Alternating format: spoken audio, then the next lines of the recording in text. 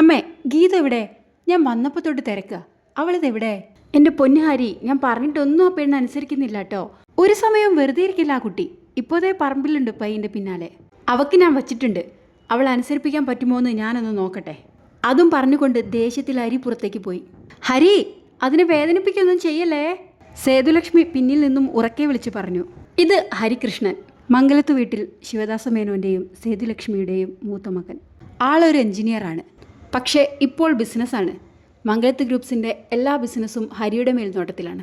ഹരിക്ക് താഴെ ഒരു മകളാണ് ശിവദാസ മേനോനും സേതുലക്ഷ്മിക്കും. ഹർഷ മേനോൻ, എല്ലാവരുടെയും പ്രിയപ്പെട്ട അച്ചു, +2 പഠിക്കുന്നു. അപ്പോൾ ഗീതു ആരാണെന്നല്ലേ? ഹരിയുടെ ഒരേ ഒരു അപ്പച്ചിയുടെ ഒരേ ഒരു മകൾ ഗീതു, ഗീതാഞ്ജലി. ഇത് അവളുടെ കഥയാണ്, ഗീതുവിൻ്റെ. ഗോവിന്ദ മേനോനും ഭാര്യ ജാനകി വർമ്മയ്ക്കും 4 മക്കളാണ്. മൂത്ത മകൻ പ്രഭാകരനും ലക്ഷ്മിയും 3 മക്കളും അമേരിക്കയിൽ സെറ്റിൽഡാണ്. രണ്ടാമത്തെ മകൻ ജയരാജനും ഭാര്യ വീണയും അവരുടെ 2 മക്കളും ചെന്നൈയിൽ സെറ്റിൽഡാണ്. മൂന്നാമത്തെ മകൾ പാർവതി, ആങ്ങളമാർക്ക് ഏറെ പ്രിയപ്പെട്ടവൾ. മംഗലത്ത് വീടിൻ്റെ ഐശ്വര്യം, മംഗലത്ത് വീടിൻ്റെ ലക്ഷ്മിയായിരുന്നു അവൾ. വലിയൊരു നർത്തകിയായി അറിയപ്പെടാൻ അവൾ ഏറെ ആഗ്രഹിച്ചിരുന്നു. ചിലങ്ക കെട്ടി അവൾ നൃത്തം ചെയ്യുമ്പോൾ ചുറ്റുമുള്ളവരെല്ലാം അതിൽ മതിമറന്ന് ലയിച്ചു പോകുമായിരുന്നു. അത്രയും മെയ് വഴക്കത്തോടെ അവൾ നൃത്തം ചെയ്യുമായിരുന്നു. അവളുടെ കുഞ്ഞനിയൻ ശിവദാസൻ, അവളുടെ സ്വന്തം ശിവ, അവനായിരുന്നു അവളുടെ ഏറ്റവും വലിയ ആരാധകൻ. തൻ്റെ ചേച്ചിക്ക് ലഭിക്കുന്ന ഓരോ അംഗീകാരങ്ങളും ബഹുമതികളും എല്ലാവരും കാണത്തക്ക വിധം അവൻ ഷെൽഫുകളിൽ മനോഹരമായി അലങ്കരിച്ചു വെച്ചു. അങ്ങനെ അവൾ മംഗലത്ത് വീടിൻ്റെ അഭിമാനമായി വളർന്നു. ഒരു ദിവസം വൈകിട്ട് പാർവതിയും ശിവനും അമ്പലത്തിൽ പോവുകയായിരുന്നു. ചേച്ചി ചേച്ചി, ദേ നോക്ക്, സച്ചിയേട്ടൻ. ശിവ ചൂണ്ടിക്കാണിച്ചയിടത്തേക്ക് പാർവതി നോക്കി. ഓഹോ, ഇവിടെ ഉണ്ടായിരുന്നല്ലേ? എത്ര നാളിങ്ങനെ എന്നെ ഒളിച്ച് നടക്കുമെന്ന് നോക്കുകയായിരുന്നു ഞാൻ. കാണിച്ചു തരാം. പാർവതി മനസ്സിൽ പിറുപിറുത്തു. എടാ ശിവ, വാ, നമുക്ക് അവിടെ വരെ ഒന്ന് പോയി നോക്കാം. അവൾ ശിവയോട് പറഞ്ഞു. വേണ്ട ചേച്ചി, വലിയേട്ടനോ കൊച്ചേട്ടനോ ഒക്കെ അറിഞ്ഞാൽ പ്രശ്നമാവേ. ആരും അറിയില്ല. എനിക്ക് സച്ചേട്ടനോട് ഒന്ന് സംസാരിക്കണോടാ, പ്ലീസ്, നല്ല കുട്ടിയല്ലേ, ഒന്നു വാടാ. തൻ്റെ പ്രിയപ്പെട്ട ചേച്ചിയുടെ ഒരാഗ്രഹത്തിനും എതിര് നിൽക്കാനാവാത്ത ശിവ അവളുടെ കൂടെ പോയി. തൻ്റെ വീട്ടിലെ കാര്യസ്ഥൻ്റെ മകൻ ചേച്ചിക്ക് അത്രയേറെ പ്രിയപ്പെട്ടതാണെന്ന് അവൻ അറിയാമായിരുന്നു. ചേച്ചി തൻ്റെ ഇഷ്ടം പറഞ്ഞ് ഓരോ പ്രാവശ്യവും സച്ചേട്ടൻ്റെ അടുത്ത് ചെല്ലുമ്പോൾ ഒരു ദയയും കൂടാതെ ചേച്ചിയെ സച്ചേട്ടൻ ആട്ടിപ്പായിക്കുന്നത് അവൻ എത്രയോ വട്ടം കണ്ടിട്ടുണ്ട്. കൂട്ടുകാർക്കിടയിൽ ഓരോ തമാശകൾ പറഞ്ഞിരിക്കുകയായിരുന്നു സച്ചിനപ്പോൾ. ഡാ സച്ചി, ദേ വരുന്നു നിന്റെ ആരാധിക പാർവതി തമ്പുരാട്ടി, കൂട്ടുകാരിൽ ഒരുത്തൻ ഉറക്കെ വിളിച്ചു പറഞ്ഞു. സച്ചി തിരിഞ്ഞു നോക്കിയപ്പോൾ കണ്ടത് മുഖമെല്ലാം വീർത്ത് കെട്ടി തൻ്റെ നേരെ നടന്നു വരുന്ന പാർവതിയെയാണ്. സച്ചിക്കാകെ വെപ്രാളമായി. വായിൽ തോന്നിയതെല്ലാം വിളിച്ചു പറയും പെണ്ണ്. ആളുകളുള്ളതൊന്നും അവൾക്കൊരു പ്രശ്നമല്ല.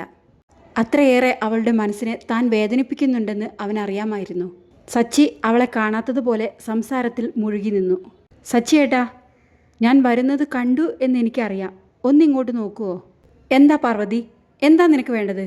നിന്റെ ഒരു ഉദ്ദേശവും നടക്കാൻ പോണില്ല എന്ന് നിന്നോട് ഞാൻ എത്രയോ തവണ പറഞ്ഞതാണ്. നിന്നെ എനിക്കിഷ്ടമല്ലെന്ന് 1000 വട്ടം നിന്നോട് ഞാൻ പറഞ്ഞതല്ലേ. പിന്നെ എന്തിനാണ് നീ എന്നെ ഇങ്ങനെ ശല്യം ചെയ്യുന്നത്? നോക്കു പാർവതി, നിനക്കെൻ്റെ ഭാവി വധുവാവാനുള്ള ഒരു യോഗ്യതയും ഞാൻ കാണുന്നില്ല. അതുകൊണ്ട് എൻ്റെ പിന്നാലെ നടന്ന് മോള് വെറുതെ സമയം കളയണ്ട. ഇനിയും എന്നെ ശല്യം ചെയ്യാനാണ് നിന്റെ തീരുമാനമെങ്കിൽ ഈ നാട്ടിൽ നിന്ന് തന്നെ ഞാൻ പോവും. സച്ചി അവളുടെ മുഖത്ത് നോക്കി ഉറച്ച സ്വരത്തിൽ പറഞ്ഞു. സച്ചിയേട്ടാ, ഞാൻ അതിനുവേണ്ടി വന്നതല്ല. സച്ചിയേട്ടന് ജോലി കിട്ടിയെന്ന് അമ്മ പറഞ്ഞു. എന്താ എന്നോട് പറയാതിരുന്നത്? ഇത്രയ്ക്ക് വെറുത്തു പോയോ എന്നെ? ജോലി കിട്ടിയ കാര്യം സച്ചിയേട്ടൻ്റെ വായിൽ നിന്ന് തന്നെ കേൾക്കാൻ വേണ്ടി വന്ന് എനിക്കിത് തന്നെ കിട്ടണം. ഇടറിയ ശബ്ദത്തിൽ അവൾ എങ്ങനെയൊക്കെയോ പറഞ്ഞൊപ്പിച്ചു. പിന്നെ നേരത്തെ എന്നോട് പറഞ്ഞില്ലേ നാട് വിട്ടു പോവും എന്നൊക്കെ? ഇനി അതിൻ്റെ ഒന്നും ആവശ്യമില്ല. സച്ചിയേട്ടൻ്റെ കൺവെട്ടത്ത് പോലും ഇനി ഈ പാർവതി ഉണ്ടാവില്ല. കൂടുതൽ എന്തെങ്കിലും പറയുന്നതിന് മുന്നേ അടക്കി വെച്ച കണ്ണുനീരെല്ലാം പുറത്തു വന്നു. ശബ്ദം തൊണ്ടക്കുഴിയിൽ തങ്ങി പുറത്തേക്ക് വരാൻ പാടുപെട്ടു. ഇനിയും തന്നെ കൊണ്ട് പിടിച്ചു നിൽക്കാൻ പറ്റില്ലെന്ന് മനസ്സിലാക്കിയ അവൾ പൊട്ടിക്കരഞ്ഞുകൊണ്ട് തിരിഞ്ഞോടി. അവൾക്കു പിന്നാലെ ശിവയും ഓടി. എടാ സച്ചി, ശരിക്കും നിനക്ക് അവളെ ഇഷ്ടമല്ലേ? ഇത്രയും നല്ലൊരു പീസിനെ വേണ്ടെന്ന് വെക്കാൻ വട്ടാണോ നിനക്ക്? ഇനി നിനക്കവളെ വേണ്ടെങ്കിൽ എനിക്കൊന്ന് സെറ്റാക്കി താടാ, അറ്റ്ലീസ്റ്റ് ഒരു രാത്രിക്കെങ്കിലും. സച്ചിയുടെ കൂട്ടുകാരിൽ ഒരാൾ പറഞ്ഞു. അത് കേൾക്കേണ്ട താമസം സച്ചി കാലുയർത്തി അവൻ്റെ നെഞ്ചിൽ ആനൊരു ചവിട്ടായിരുന്നു. നീ എന്താടാ പറഞ്ഞത്? അവളെൻ്റെ ദേവിയാ, എൻ്റെ ദേവി. ഞാൻ എന്നും കൈകൂപ്പി തൊഴുന്ന എൻ്റെ ദേവി. ഇനി ഒരിക്കൽ കൂടി നീ എൻ്റെ പാറുവിനെ കുറിച്ച് എന്തെങ്കിലും മോശമായിട്ട് സംസാരിച്ചാൽ ഈ സച്ചിദാനന്ദൻ ആരാണെന്ന് നീ അറിയും. സച്ചി ഒന്നും നോക്കാതെ ഉച്ചത്തിൽ വിളിച്ചു പറഞ്ഞു. പാറു എൻ്റേതാ, അവൻ ഉറക്കെ വിളിച്ചു പറഞ്ഞു. പക്ഷേ തിരിഞ്ഞോടിയ പാർവതിയുടെ കാതുകളിൽ അത് മുഴങ്ങിക്കേട്ടു. അവൾ ഒരു നിമിഷം അവിടെ തരിച്ചു നിന്നു. പാറു എൻ്റേതാ, അവൾക്ക് അവളുടെ കാതുകളെ വിശ്വസിക്കാനായില്ല. പതിയെ അവൾ നിന്നയിടത്തു നിന്ന് ഒന്ന് തിരിഞ്ഞു നോക്കി. കണ്ണുകളെല്ലാം രക്തവർണ്ണമായി കത്തിജ്വലിച്ച് നിൽക്കുന്ന സച്ചിയെയാണ് അവൾ കണ്ടത്. താഴെ മലർന്നു വീണ് കിടക്കുന്ന സച്ചിയുടെ കൂട്ടുകാരൻ രവിയും. അവിടെ എന്താണ് സംഭവിച്ചതെന്ന് അവൾക്ക് മനസ്സിലായിട്ടുണ്ടായിരുന്നില്ല. പക്ഷേ ഒന്നു മാത്രം അവൾക്ക് മനസ്സിലായി, സച്ചിദാനന്ദനും അവളെ സ്നേഹിക്കുന്നുണ്ടെന്ന കാര്യം. പാർവതിക്ക് സന്തോഷം കൊണ്ട് കരയണോ ചിരിക്കണോ എന്നറിയാത്തൊരവസ്ഥയായി. ദേഹമാകെ തളരുന്ന പോലെ തോന്നി അവൾക്ക്. ശിവ അവളെ ഒന്ന് പിടിച്ചു കുലുക്കി. ചേച്ചി കേട്ടോ സച്ചിയേട്ടൻ പറഞ്ഞത്? സച്ചിയേട്ടന് ചേച്ചിയെ ഇഷ്ടമാണെന്ന്. അത് പറയുന്നതിനോടൊപ്പം ശിവയുടെ കണ്ണുകളും നിറഞ്ഞിട്ടുണ്ടായിരുന്നു.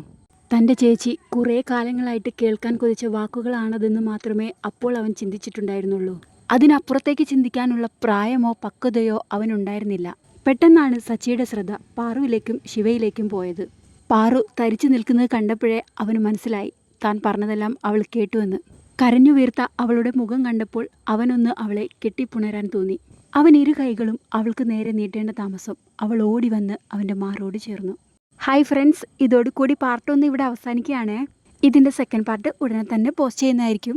പിന്നെ ഈ സ്റ്റോറി നിങ്ങൾക്ക് ഇഷ്ടപ്പെട്ടെങ്കിൽ ലൈക്ക് ചെയ്യുക, ഷെയർ ചെയ്യുക, കമൻറ്റ് ചെയ്യുക, പിന്നെ സബ്സ്ക്രൈബ് കൂടെ ചെയ്തേക്കണേ.